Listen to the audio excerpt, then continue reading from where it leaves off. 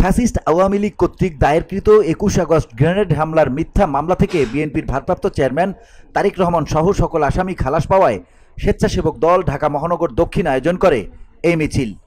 স্বেচ্ছাসেবক দল ঢাকা মহানগর দক্ষিণের এ জহির তুহিন ও সাধারণ সম্পাদক সাদ মোর্শেদ পাপ্পা শিকদারের নেতৃত্বে মিছিলটি নয়াপল্টন বিএনপির কেন্দ্রীয় কার্যালয়ের সামনে থেকে নাইটিঙ্গেল মোড় হয়ে, পুরনো পল্টন থেকে দৈনিক বাংলার মোড় হয়ে ফকিরাপুল ঘুরে আবারও বিএনপির কেন্দ্রীয় কার্যালয়ের সামনে এসে শেষ হয়।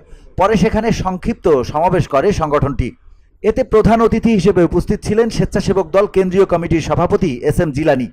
উপস্থিত ছিলেন স্বেচ্ছাসেবক দল কেন্দ্রীয় কমিটির সহসভাপতি ডক্টর জাহিদুল কবির, মোহাম্মদ নাসির উদ্দিন মোল্লা, ছাত্রদলের সাবেক সহসভাপতি জয়দেব জয়, স্বেচ্ছাসেবক দল ঢাকা মহানগর দক্ষিণের সিনিয়র সহসভাপতি এস.এম. সায়েম, আবদুল্লাল মামুন রাসেল, মনির হোসেন মৃধা, সাংগঠনিক সম্পাদক মোহাম্মদ ওমর ফারুক, যুগ্ম সম্পাদক কাজী মহিউদ্দিন মহি, হাসান আলী, দপ্তর সম্পাদক মোহাম্মদ সাইফুল ইসলাম পলাশ সহ অন্যরা।